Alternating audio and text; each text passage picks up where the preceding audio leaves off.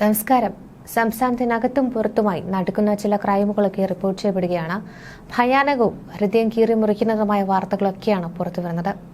ഇന്നത്തെ ക്രൈം സ്റ്റോറിയിലേക്ക് സ്വാഗതം.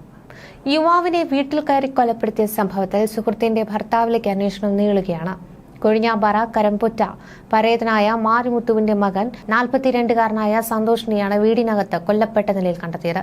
ചൊവ്വാഴ്ച രാത്രി 10 മണിയോടെയാണ് സംഭവം. തനിച്ചു താമസിച്ചിരുന്ന യുവാവിനെ മൂങ്കിൽമട സ്വദേശിയായ യുവാവ് വീട്ടിൽ കയറി മർദ്ദിച്ചു കൊലപ്പെടുത്തിയെന്നാണ് ലഭിക്കുന്ന വിവരം.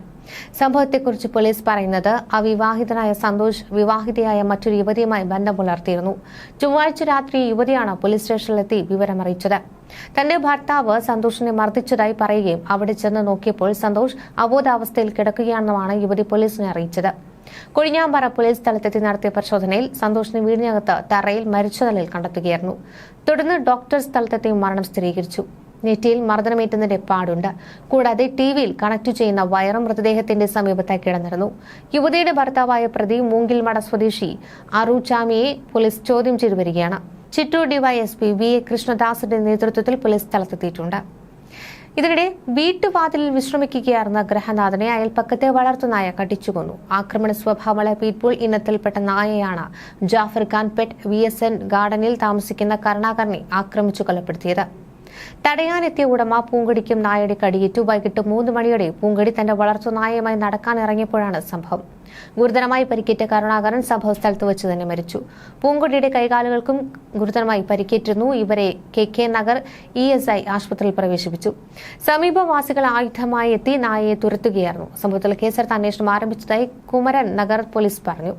വളർത്തു നായ്ക്കളുടെയും തെരുവു നായ്ക്കളുടെയും ആക്രമണങ്ങളിൽ നിന്ന് നഗരവാസികളെ രക്ഷിക്കുവാൻ കോർപ്പറേഷൻ ഒട്ടേറെ നടപടികൾ പ്രഖ്യാപിച്ചെങ്കിലും ചെറുതും വലുതുമായ ഒട്ടേറെ സംഭവങ്ങളാണ് അടിക്കടി വിവിധയിടങ്ങളിൽ നിന്ന് റിപ്പോർട്ട് ചെയ്യപ്പെടുന്നത്. നടപടികൾ ഫലവത്താകാത്തതിന് തെളിവാണ് ഈ സംഭവമെന്നാണ് നഗരവാസികൾ ആരോപിക്കുന്നത്. നിയന്ത്രണങ്ങൾക്കൊക്കെ പുല്ലുവിലയാണ്. കഴിഞ്ഞ വർഷം നുങ്കമ്പകത്തെ പാർക്കിൽ 5 വയസ്സുകാരിയെ സമീപവാസി വളർത്തുന്ന റോഡ് വൈലർ നായകൾ കടിച്ചുകീറിയ സംഭവം ഏറെ കോളിളക്കമുണ്ടാക്കിയിരുന്നു. ഇതേ തുടർന്ന് നായകളെ വളർത്തുന്നതിന് ഒട്ടേറെ നിബന്ധനകൾ കോർപ്പറേഷൻ ഏർപ്പെടുത്തിയിരുന്നു. പുറത്തിറക്കുന്ന നായകളെ തുടലിൽ ബന്ധിപ്പിക്കുകയും മാസ്കുകൾ ധരിപ്പിക്കുകയും ചെയ്യണമെന്നതടക്കമുള്ള നിബന്ധനകൾ മിക്ക ഉടമകളും പാലിക്കുന്നില്ലെന്ന് നഗരവാസികൾ ആരോപിക്കുകയാണ്. കർണാടകയിലെ ചിത്രദുർഗയിൽ 20-കാരിയെ കൊല്ലപ്പെട്ട നിലയിൽ കണ്ടെത്തി. 2ാം വർഷ ഡിഗ്രി വിദ്യാർത്ഥിനിയുടെ മൃതദേഹമാണ് റോഡരികിൽ കണ്ടെത്തിയത്. നഗ്നമാക്കപ്പെട്ട ശരീരം പാതി കത്തിയ നിലയിലായിരുന്നു. പെൺകുട്ടി ഓഗസ്റ്റ് 14 ഹോസ്റ്റലിൽ നിന്നിറങ്ങിയ ശേഷം കാണാതാവുകയായിരുന്നു. അന്വേഷണം നടക്കുന്നതിനിടെയാണ് മൃതദേഹം കണ്ടെത്തിയത്. പെൺകുട്ടി ബലാത്സംഗത്തിനിരയായ സംശയിക്കുന്നത് പോലീസ് പറയുന്നുണ്ട്. സംഭവത്തിൽ കൊലക്കുറ്റത്തിന് പോലീസ് കേസെടുത്തു. അതേസമയം പെൺകുട്ടിയുടെ മൃതദേഹം ഏറ്റുവാങ്ങാൻ ബന്ധുക്കൾ വിസമ്മതിച്ചു. കുറ്റവാളികളെ പിടികൂടണമെന്നാണ് ബന്ധുക്കളുടെ ആവശ്യം. സംഭവത്തിൽ ചിത്രദുർഗയിൽ വ്യാപകമായി പ്രതിഷേധം ഉയരുകയാണ്. പോലീസ് പറയുന്നതനുസരിച്ച് ഓഗസ്റ്റ് 14 വിദ്യാർത്ഥിനി ഹോസ്റ്റലിൽ അവധി കത്ത് സമർപ്പിക്കുവാൻ പോയി. ഇതിനുശേഷമാണ് കാണാതായത്. പിന്നാലെ ഫോൺ സ്വിച്ച് ഓഫായി. മൃതദേഹം കണ്ടെത്തുന്നതിന് മുൻപ് തന്നെ മാതാപിതാക്കൾ തിപ്പേസ്വാമിയും ജ്യോതിയെയും മകളെ കാണാനില്ലെന്ന് കാട്ടി പരാതി നൽകിയിരുന്നു. പിന്നീടാണ് ഇത്തരത്തിൽ ബോഡി കണ്ടെത്തുകയും ജില്ലാ ആശുപത്രിയിൽ വെച്ച് മാതാപിതാക്കൾ മകളുടെ മൃതദേഹമാണെന്ന് ഉറപ്പിക്കുകയും ചെയ്തത്. കേസിൽ ഉൾപ്പെട്ടിരിക്കുവാൻ സാധ്യതയുള്ള ഒരു പുരുഷനുമായി അവൾക്ക് ബന്ധമുണ്ടെന്ന് കുടുംബം പോലീസിനെ അറിയിച്ചിട്ടുണ്ട്. ചിത്രദുർഗ റൂറൽ പോലീസ് സ്റ്റേഷനിൽ കൊലപാതക കേസ് രജിസ്റ്റർ ചെയ്തു. പ്രതിയെ കണ്ടെത്തുവാനും അറസ്റ്റ് ചെയ്യുവാനും അന്വേഷണം ആരംഭിച്ചിട്ടുണ്ട്. ദൃശ്യം സിനിമയുടേതിന് സമാനമായി ഭാര്യയെ കൊലപ്പെടുത്തി ശ്മശാനത്തിൽ മറവ് ചെയ്ത ഭർത്താവ്. അവിഹിത ബന്ധം സംശയിച്ചാണ് കൊലപാതകം നടത്തിയതെന്നാണ് വിവരം.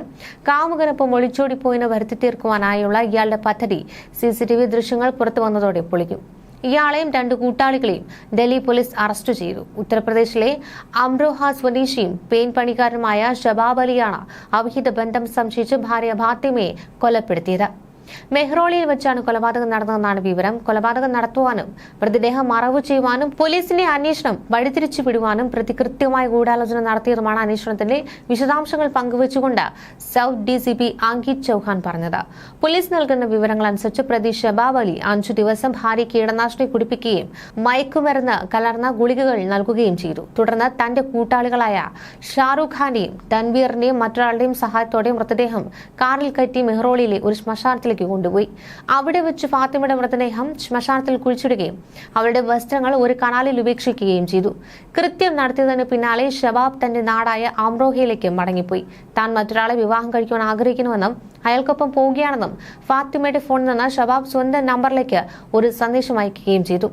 ഓഗസ്റ്റ് 10-ന് ഫാത്തിമയുടെ ഒരു സുഹൃത്ത് അവരെ കാണാനില്ല എന്ന് കാണിച്ച് മെഹ്റോളി പോലീസ് സ്റ്റേഷനിൽ പരാതി നൽകിയതോടെയാണ് സംഭവം പുറത്തറിയുന്നത്.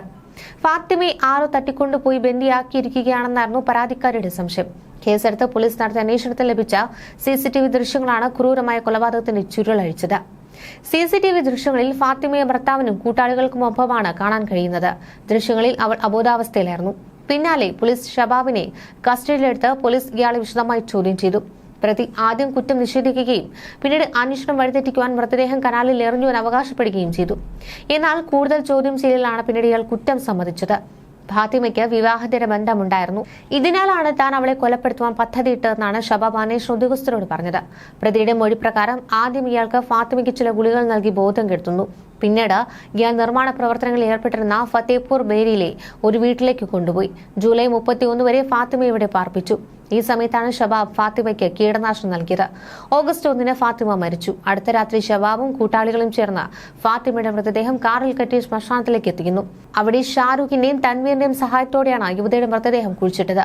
ഭർത്താവിന്റെ കുറ്റസമ്മത മൊഴിയുടെ അടിസ്ഥാനത്തിൽ ഫാത്തിമയുടെ മൃതദേഹം ഓഗസ്റ്റ് 15-ന് സബ് ഡിവിഷണൽ മജിസ്ട്രേറ്റിന്റെ സാന്നിധ്യത്തിൽ പോലീസ് പുറത്തെടുത്തു. മരണം നടന്ന ഏകദേശം 11 ദിവസത്തിന് ശേഷമായിരുന്നു ഇത്. ഷബാബ്, ഷാരൂഖ്, തൻവീർ എന്നിവരെ അറസ്റ്റ് ചെയ്തിട്ടുണ്ട്. മറ്റൊരു പ്രതി ഇപ്പോഴും ഒളിവിലാണ്. മൃതദേഹം ഉപേക്ഷിക്കാൻ ഉപയോഗിച്ച കാറും കണ്ടെത്തിയിട്ടുണ്ട്. അമിത ഭാരമുള്ള ഭാര്യ ദേഹത്തേക്ക് വീണതിനെ തുടർന്ന് ഭർത്താവ് മരണപ്പെട്ടു. 100 കിലോയിലധികം ഭാരം ഭാര്യയ്ക്കുണ്ടായിരുന്നുവെന്നാണ് റിപ്പോർട്ടുകൾ. ഓഗസ്റ്റ് 11-ന് പോർച്ചുഗലിൽ നടന്ന സംഭവം സമൂഹ മാധ്യമത്തിൽ ചർച്ചയാവുകയാണ്. പോർട്ടോയ്ക്ക് സമീപം കാമ്പൻഹൈയിലായിരുന്നു ഈ ദമ്പതികൾ താമസിച്ചിരുന്നത്. രാവിലെ കിടക്കിൽ നിന്ന് എഴുന്നേറ്റ പിന്നാലെ ഭാര്യ കാൽ വഴുതി തറയിൽ കിടന്നുറങ്ങുകയായിരുന്ന ഭർത്താവിന്റെ ദേഹത്തേക്ക് വീഴുകയായിരുന്നുവെന്നാണ് വിവരം. കട്ടിലിനും ചുമരിനുമിടയിൽ എഴുന്നേൽക്കാനാകാത്ത വിധം ഇരുവരും കുടുങ്ങിപ്പോയി. 60-കാരി ഉച്ചത്തിൽ നിലവിളിച്ചതോടെ അയൽവാസികൾ ഓടിയെത്തി ഇവരെ എഴുന്നേൽപ്പിക്കുവാൻ ശ്രമിച്ചു. പക്ഷേ ഇത് അങ്ങേറ്റം ശ്രമകരമായിരുന്നു. ഇതിനിടെ ഭർത്താവ് ശ്വാസം കിട്ടാതെ പിടയുകയായിരുന്നു. വിവരം അറിഞ്ഞെത്തിയ ഫയർഫോഴ്സ് സംഘമാണ് രക്ഷാപ്രവർത്തനം നടത്തിയത്. 5 കരുത്തരായ യുവാക്കൾ ചേർന്നായിരുന്നു സ്ത്രീയെ ഉയർത്തിയത്. ഇതിനിടെ 59 വയസ്സുകാരനായ ഭർത്താവിന് ഹൃദയസ്തംഭനമുണ്ടായി. അബോധാവസ്ഥയിലായ ഇയാൾ ഉടൻ തന്നെ മരണപ്പെടുകയും ചെയ്തു. 59-കാരന്റേത് അപകട മരണമെന്നാണ് പോലീസ് റിപ്പോർട്ട്. ഇത്തരമൊരു സംഭവമായതിനാൽ ഭാര്യയ്ക്കെതിരെ ക്രിമിനൽ കുറ്റം ചുമത്താനാകില്ല. ഭർത്താവിന്റെ മരണം ഭാര്യയിൽ വളരെയധികം ആഘാതമുണ്ടാക്കിയിരിക്കുകയാണ്. അതുകൊണ്ട് തന്നെ അവർ കൗൺസിലിംഗ് വിധേയരാകുകയാണെന്നും പോലീസ് വ്യക്തമാക്കി. ന്യൂസ് ഡെസ്ക് മലയാളി വാർത്ത.